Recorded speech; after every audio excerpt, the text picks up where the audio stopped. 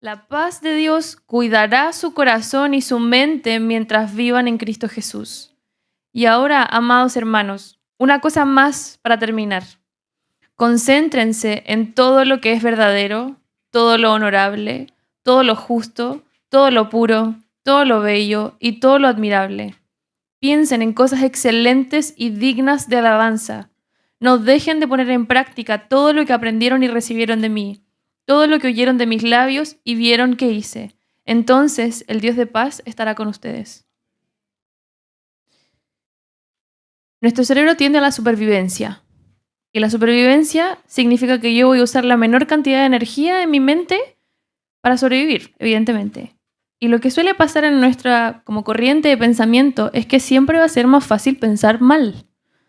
Siempre va a ser más fácil quejarse, siempre va a ser más fácil quedarse en la cama, siempre va a ser más fácil no trabajar, siempre va a ser más fácil decir algo pesado que decir algo lindo.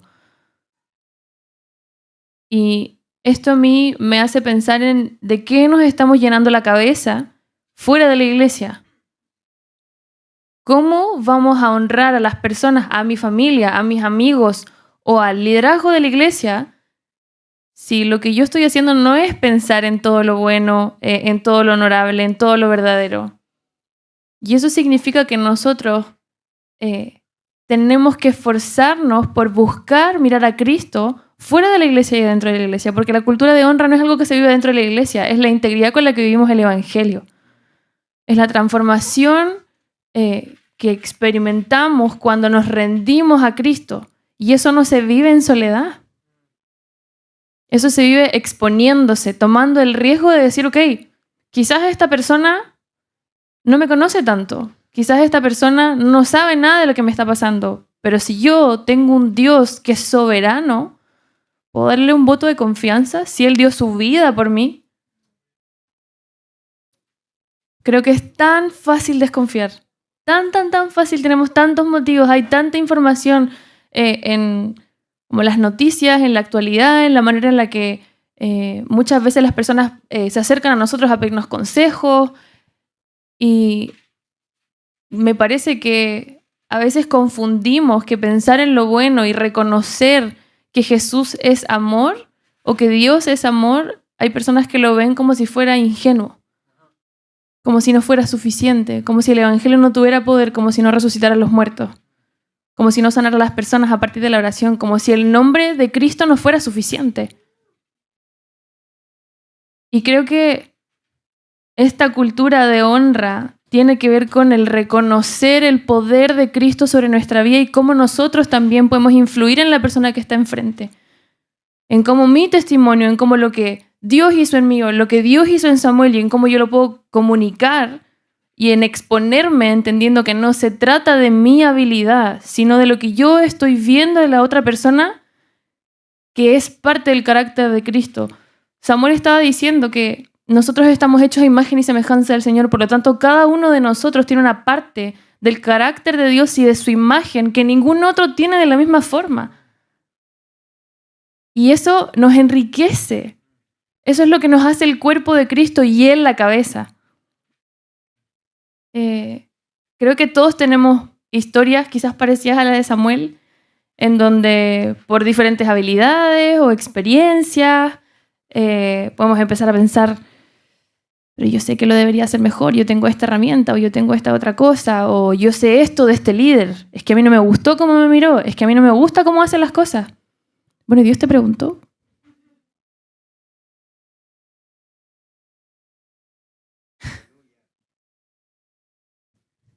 Porque Dios nos dice claramente cuando necesita nuestra ayuda.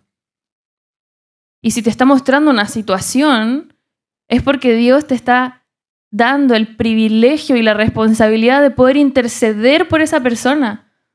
De saber que si hay una parte del cuerpo de Cristo que se está doliendo, nos dolimos todos juntos. De que si hay algo que está funcionando mal, el Señor te está mostrando, te está dando una alerta, como el sistema nervioso lo hace cuando nos empezamos a resfriar, cuando tenemos una herida. Todas las células rojas van a hacer una costra. No sé si esa es la explicación correcta. Aquí mi amigo es estudiante de medicina. Tú me puedes corregir. Pero si no nos llenamos nuestra mente de Cristo y no nos permitimos ser renovados o transformados por la renovación de nuestra mente, ¿cierto? es muy difícil que se nos haga fácil honrar. Pero honrar es fácil. Honrar es fácil y quiero que hagan el ejercicio. En este momento vamos a hacer este ejercicio práctico de pensar en esa persona en su vida, puede estar adentro de la iglesia o afuera, que más les cuesta amar. Y la persona va a venir así, a su mente. Y quiero que le pregunten al Señor cómo es que Dios la o lo ve. ¿Cuáles son esas características que Dios ama de esa persona? Porque Dios está enamorado de esa persona. Jesús dio su vida por esa persona.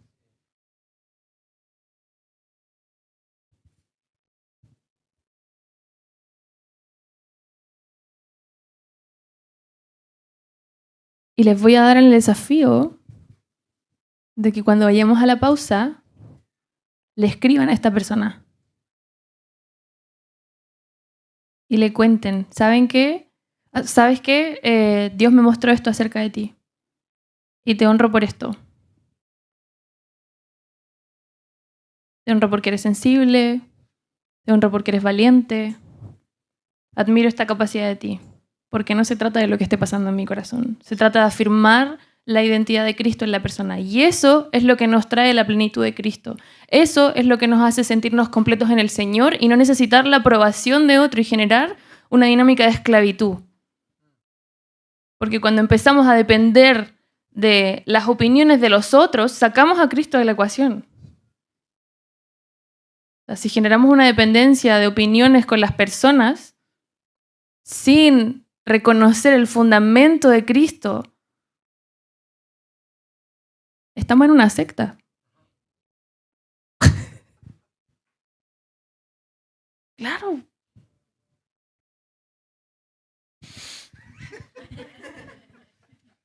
Es muy loco lo que dice Mari. Y está conectado a Efesios. En Efesios el apóstol Pablo lo que hace es una carta fenomenal. Es una carta que si no la han leído, léanla y después la lean de vuelta y léanla de vuelta hasta que se la aprendan de memoria. Pero el apóstol Pablo comienza en la carta a los Efesios a establecer este cambio que se generó por Jesucristo, en el cual nosotros volvemos a ese plan original por medio de él, en el cual nosotros, el cielo se conecta a la tierra y ese lugar que queda, nosotros tenemos total poder y acceso a traer ese cielo, esa realidad acá en la tierra.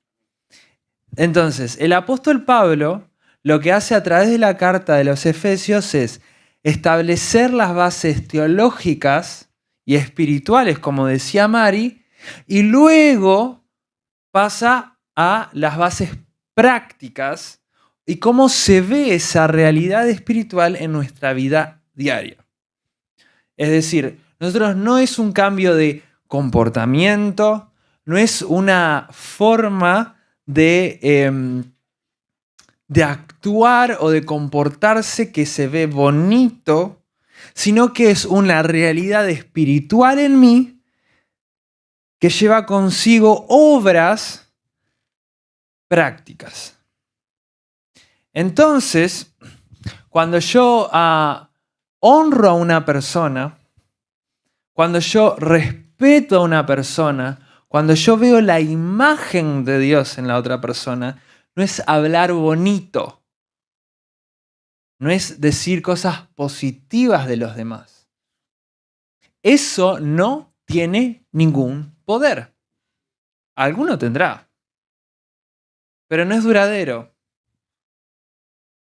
Pero cuando yo accedo y yo puedo traer esa realidad espiritual de que vos estás en Cristo, yo estoy en Cristo y vos reflejás a Cristo al igual que yo reflejo a Cristo, hay algo sorprendente que pasa en la iglesia.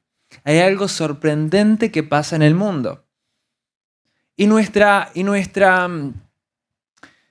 La Biblia dice nuevamente que nos hizo a su imagen y a su semejanza. Es decir, ese potencial de reflejar a Dios no fue quitado, simplemente fue alterado. Nosotros decidimos cuando pecamos cómo vamos a reflejar a Dios, que no es la idea.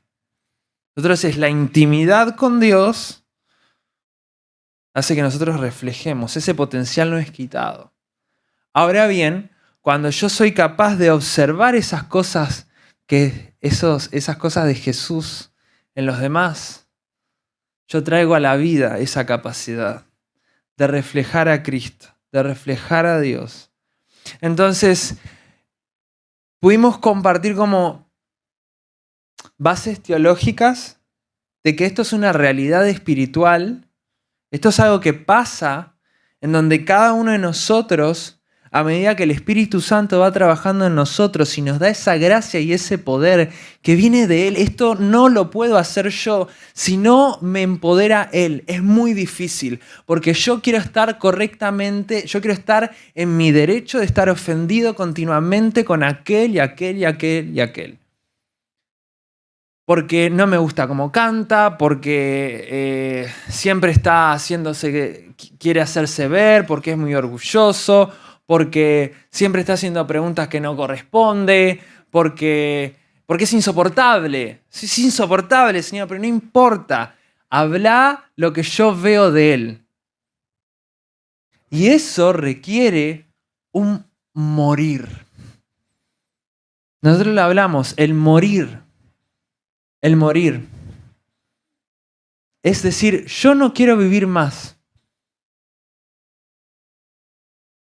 Es morir. Decirle a la persona que está a tu lado, morite.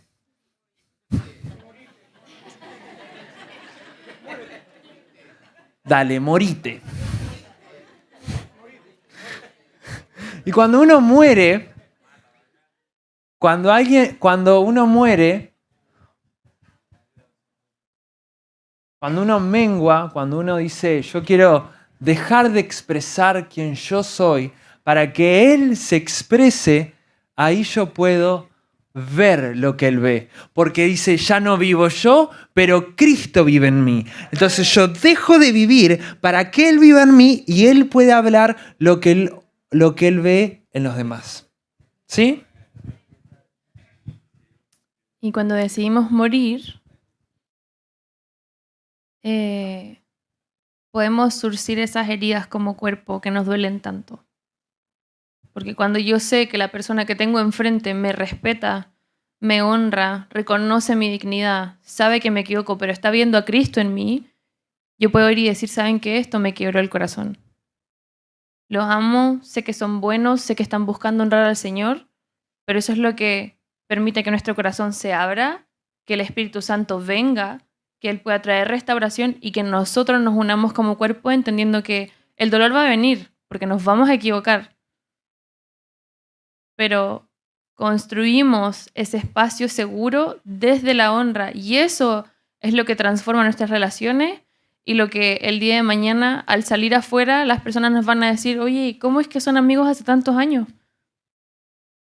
¿Cómo es que deciden no pelarse cuando se enojan? ¿Cómo es que deciden no hablar a sus espaldas? ¿No? Porque yo reconozco el dolor, pero reconozco lo que Cristo ha puesto en la persona, así que yo voy y la ayudo y la acompaño en ese proceso. Y salimos de ciclos de esclavitud y pecado. Y empezamos a hablar con admiración de las personas que han roto esas cadenas que los han perseguido durante su vida y que han tenido durísimas consecuencias, pero desde el posicionarnos desde la libertad que Cristo nos ha entregado. Y eso trae como la revolución de Cristo, como la película, ¿cierto? De saber que si nos ofendemos, tenemos un encuentro con Dios que igual nos va a transformar. Y si esto les ofende, convérselo con Dios. No, pero creo que... Como decimos en Uruguay, manejate. No, creo que tenemos un Dios lleno de gracia, lleno de amor. Claro, gobiérnese. Sosíguese.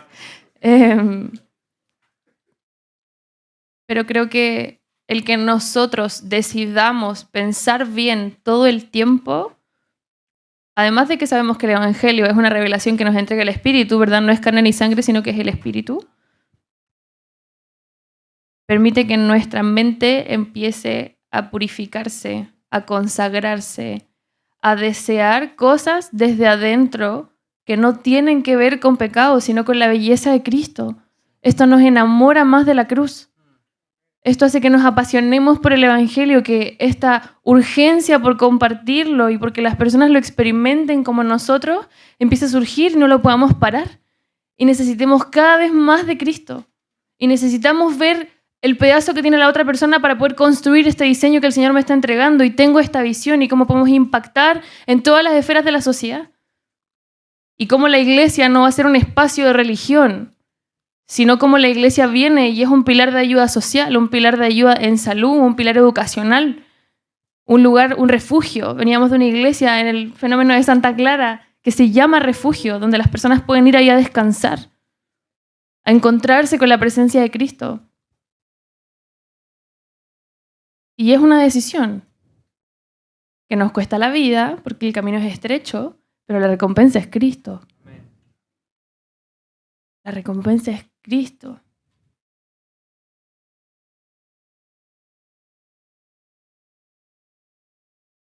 Si es que no quieren hablarle a esa persona,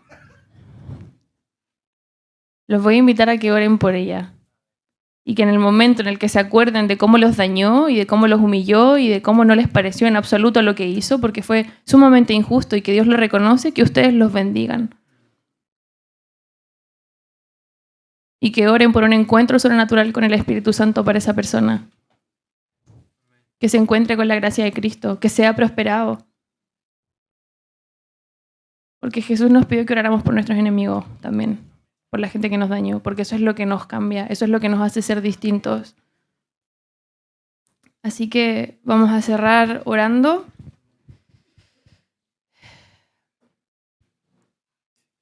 Gracias Espíritu Santo, gracias Jesús, porque eres el mejor líder del que podemos aprender. Porque eres servicial, porque eres manso y humilde. Porque nos defines el amor como paciente, como sufrido, que todo lo soporta, que todo lo espera, que no es egoísta, que no es celoso, que no es posesivo. Gracias porque lo entregaste todo, Jesús. Te pido que Espíritu Santo nos puedas revelar una vez más el costo de la cruz. De cómo tu sangre nos trae esa restauración, ese confort, y de reconocer que esa copa de sufrimiento es la misma de la que tomamos para gozarnos contigo.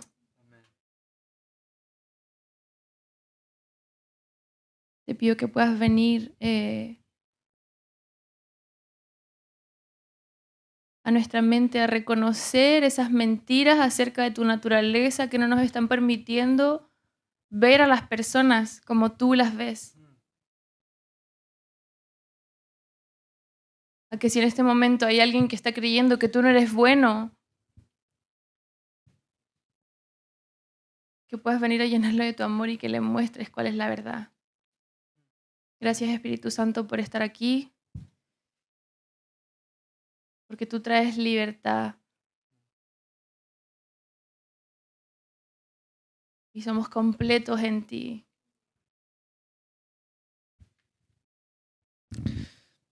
Señor, cuando Mario oraba, enseguida se vino el versículo: si alguno está trabajado y cansado, vengan a mí que yo los haré descansar. Este estilo de vida de crítica, de murmurar, de guardar falta de perdón, de guardar raíz de amargura, es un estilo de vida que enferma la mente, que enferma los pensamientos, que no nos deja descansar. Padre, yo te pido que tú traigas una revelación de que tú no es que quieres que nosotros cedamos los derechos que tenemos porque nos quieres esclavizar, sino que nos quieres hacer libres. de las consecuencias y las ilusiones que nuestros derechos nos dan. Padre, reconocemos y te pedimos perdón porque hemos tomado un yugo que no nos corresponde. Hemos tomado en nosotros una responsabilidad que no nos corresponde, la de ofendernos. Reconocemos que tenemos total control de lo que sentimos y de por qué nos sentimos así, y de que nada de lo que hagan los demás es el motivo del por qué nos sentimos, sino que somos responsables totales de por qué nos sentimos así. Somos totalmente responsables de las decisiones que tomamos. Nadie nos ofende, nos ofendemos. Nadie nos hiere, permitimos que nos hieran. No nos ponemos en un lugar de víctima. No importa la historia, no importa el testimonio, no importa nuestro pasado o traumas. Somos victoriosos en el nombre de Jesús. Él nos ha hecho más que victoriosos por medio de su sacrificio. Ninguna de las cosas que han pasado tienen tanto poder. No tienen poder. Mi identidad está en Cristo y solamente en Él.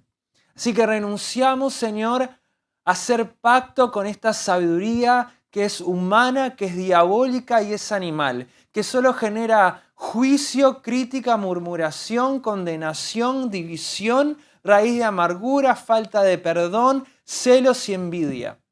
Hoy nos afirmamos en la sabiduría que viene del Espíritu Santo. Morimos a nuestra naturaleza y le permitimos nuevamente al Espíritu Santo. Mejor dicho, reconocemos nuestra identidad que es en Cristo, que tengo los pensamientos de Cristo, que veo con los ojos de Cristo, que siento con el corazón de Cristo y que mis palabras van a ser las palabras de Cristo hacia los demás, mis pensamientos van a ser los pensamientos de Cristo hacia los demás. Ya no vivo yo, ya no viven mis pensamientos, pero Espíritu Santo, te pedimos que tú ahora soples sobre nosotros una nueva gracia, poder, unción, capacidad sobrenatural para hacer esto, porque apartados de ti nada podemos hacer. Conéctanos nuevamente a ese flujo de poder.